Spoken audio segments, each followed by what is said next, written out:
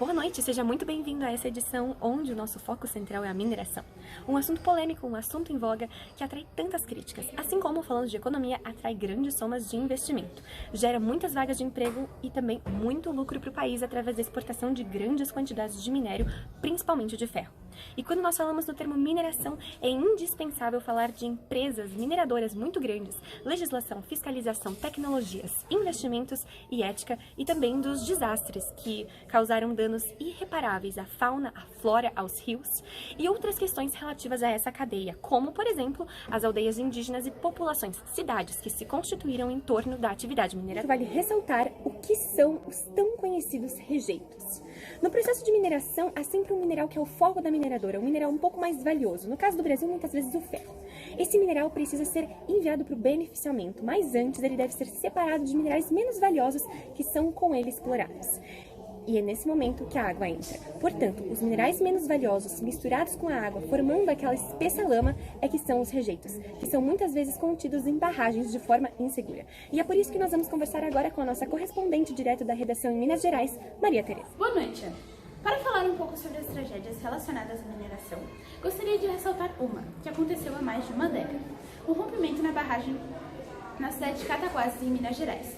O que ocorreu foi que rejeitos industriais se despejaram por mais de 990 metros cúbicos da bacia da Paraíba do Sul, causando o que se chamou de licor negro, que nada mais é a junção de lignina com sódio, causando grande desperdício de água e poluição. Consequências desse desastre foi a grande quantidade de mortes de peixes e também a falta de abastecimento de água nos estados de Minas Gerais e Rio de Janeiro. Atualmente, a cidade se recupera bem dos prejuízos ambientais. Essa história voltou à tona após o desastre de Mariana, que ocorreu em 2015, que a Júlia irá explicar. Boa noite. A mineração é uma importante atividade econômica no nosso país, como citado anteriormente pela Ana.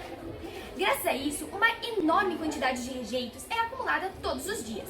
Isso causa instabilidade nas barragens, que podem romper-se. No dia 5 de novembro de 2015, em Minas Gerais, mais precisamente no município de Mariana, a barragem de Fundão, propriedade da mineradora Samarco, rompeu-se devido a problemas na drenagem e liquefação dos rejeitos e também nas falhas da estrutura. Infelizmente, 19 mortes foram confirmadas, deixando muita tristeza e apreensão na população. Dentre as perdas ambientais, podemos citar a morte de diversos peixes e vegetais, além da poluição do Rio Doce e seus afluentes, que foi uma enorme tragédia. Por falar em tragédia, essas coisas não acontecem somente no Brasil. Então vamos falar com a nossa correspondente, Laura, que fala diretamente da Itália. Boa noite, Laura. Como é a situação aí? Boa noite, Júlia. Boa noite, Maria Tereza e a todos os telespectadores. Realmente, desastres como esses não são exclusivos do Brasil. Por exemplo, na Itália, no ano de 1985, aconteceu um dos piores desastres da história do país. No dia 19 de julho, ao meio-dia, os dutos de drenagem, que estavam entupidos por sedimentos, fizeram a água começar a se infiltrar no solo da represa de Valdestava. A barragem superior se rompeu primeiro, levando, consequentemente, o colapso da inferior.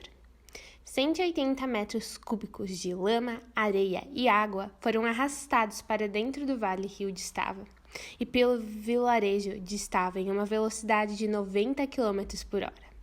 Ao atravessar o vilarejo, a correnteza continuou até alcançar o rio Avisio, que estava a 4,2 km de distância, destruindo tudo em seu caminho. Infelizmente, casos assim acontecem, mas nós podemos evitá-los. E é por isso que agora vamos falar com a especialista Manuela, que nos dará algumas ideias sustentáveis. Boa noite. Depois de tanta tragédia, também temos que falar sobre as soluções para as barragens. Para começar, o método de deposição em pilhas controladas. São sistemas de deposição de rejeitos em que se extrai a água da polpa, minérios misturados com alguns líquidos. O que sobra é armazenado em pilhas, que geralmente são feitas em barragens já construídas. Quando seco, é encavacado.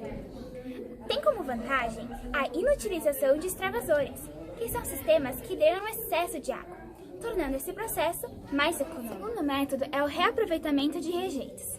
Nós, especialistas, vemos os rejeitos como materiais que podem ser recuperados, tratados e comercializados.